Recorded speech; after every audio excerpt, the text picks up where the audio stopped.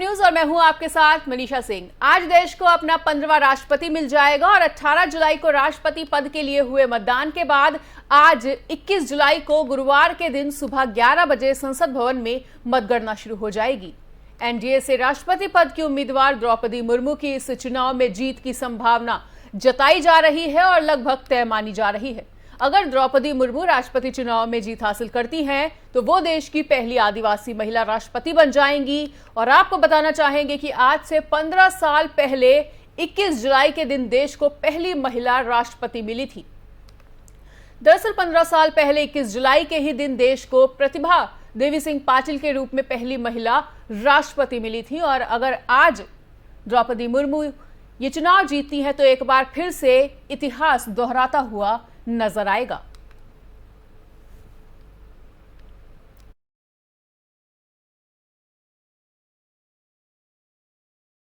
राहुल गांधी के बाद आज प्रवर्तन निदेशालय की टीम सोनिया गांधी से पूछताछ करेगी। वहीं कांग्रेस नेताओं पर घाटे में चल रहे नेशनल हेराल्ड अखबार को धोखाधड़ी और पैसों की हेराफेरी के जरिए हड़पने का आरोप लगाया जा रहा है।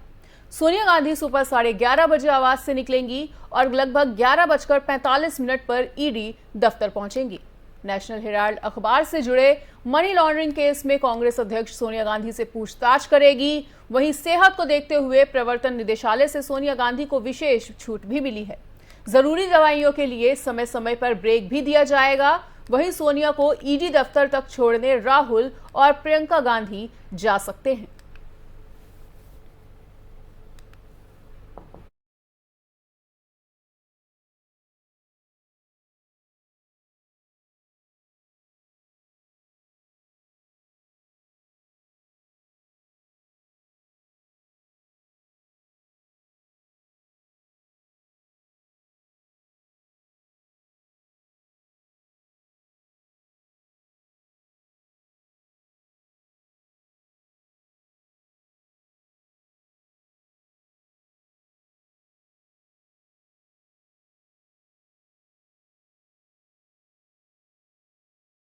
कर्नाटक में एक बड़ा सड़क हादसा हो गया है और बरसात के कारण गीली सड़क पर एक तेज रफ्तार एम्बुलेंस टोल प्लाजा पर दुर्घटना का शिकार हो गई।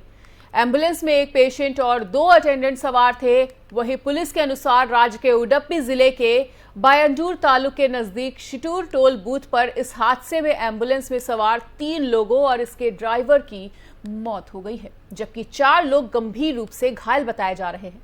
घायलों में 2 की हालत काफी ज्यादा गंभीर है और इस हादसे का सीसीटीवी फुटेज भी सामने आ चुका है और तस्वीरों में आप देख सकते हैं कि यह हादसा कितना भयानक था।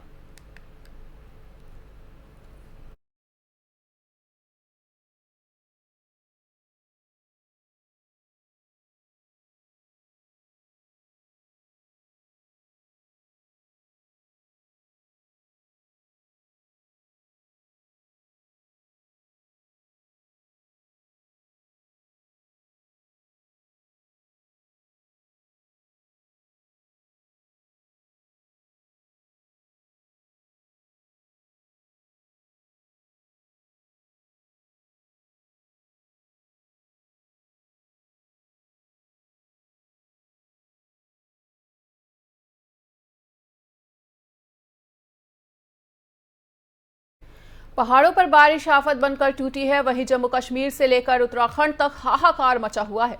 बारामूला में बादल फटने से तबाही हुई तो वहीं जोशीमठ में सैलाब में फंसे लोगों को सुरक्षित बाहर निकाला गया है।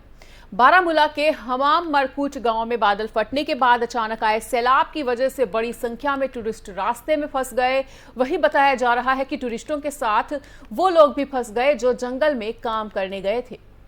राहत की बात यह रही कि किसी ने सैलाब को पार करने का जोखिम नहीं उठाया और सभी की जान बच सकी।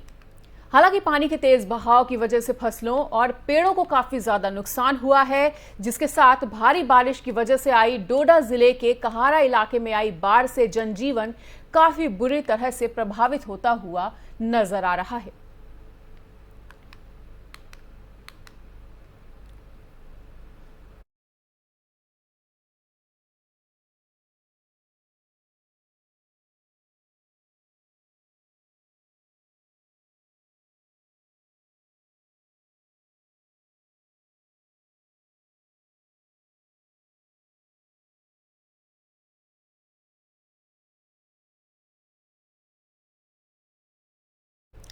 अपराधी चाहे कितना ही शातिर क्यों ना हो, आखिरकार उसको अंजाम भुगतना ही पड़ता है।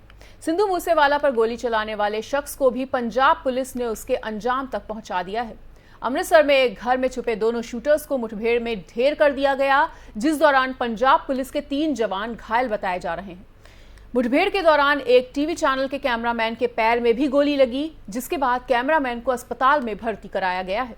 शूटर जगरूप सिंह रूपा और मनप्रीत सिंह उर्फ मन्नू गुस्सा गायक सिद्धू मूसेवाला की हत्या में शामिल थे और घटना को अंजाम देने के बाद ये दोनों ही फरार हो गए थे।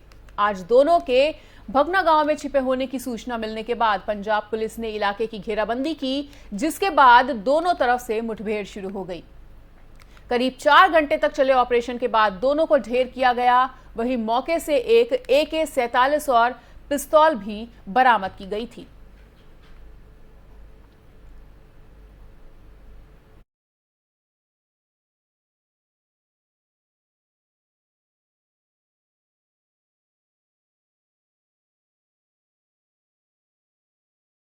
तो आपको बता दें कि कल जिस तरह से 4 घंटे एनकाउंटर हुए थे और मुठभेड़ के दौरान 3 पुलिसकर्मी जख्मी हो गए थे, तो पंजाब पुलिस को कल एक बड़ी सफलता हाथ लगी है कि सिद्धू मूसेवाला केस में वांटेड शूटर्स को ढेर कर दिया गया और 4 घंटे तक एनकाउंटर चला था, जिसमें पंजाब पुलिस को बड़ी सफलता हाथ लगी।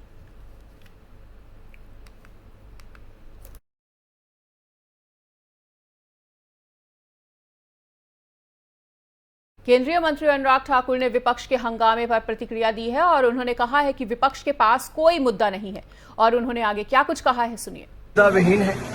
अगर विपक्ष के पास तर्क होता और मुद्दे होते तो सदन में चर्चा करते। विपक्ष चर्चा से भागना चाहता है, विपक्ष चर्चा नहीं करना चाहता।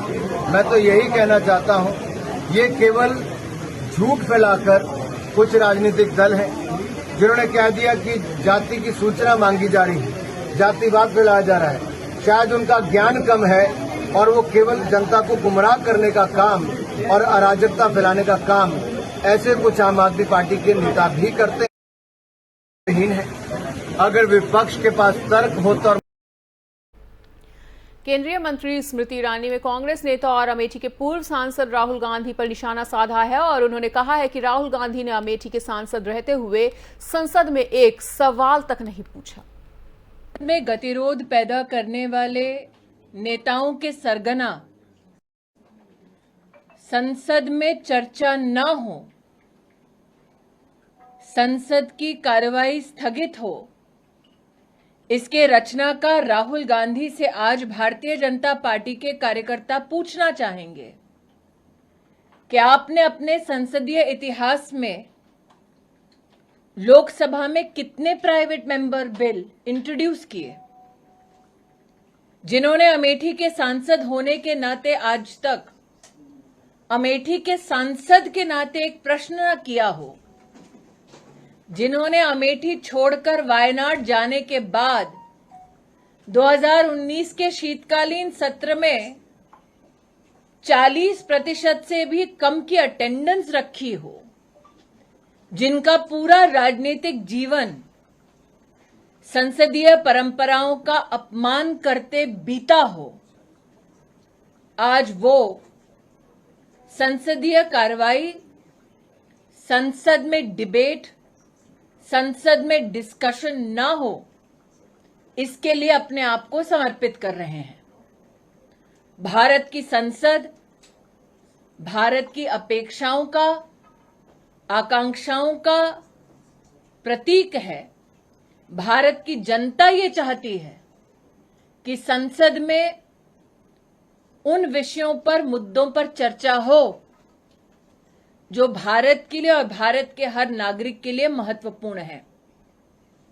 राहुल गांधी, जिनका राजनीतिक इतिहास इस बात से भी प्रतिबिंबित होता है कि वो देश में कब हैं, देश के बाहर कब हैं, वो उनकी अपनी पार्टी में चिंता का विषय बन जाता है, उनसे कहना चाहती हूं कि वो भले ही अनप्रोडक्टिव हों पॉलिटिकली, लेकिन पार्लियामेंट की प्रोडक्टिविटी पे अंकुश लगाने का दुस्साहस निरंतर ना करें।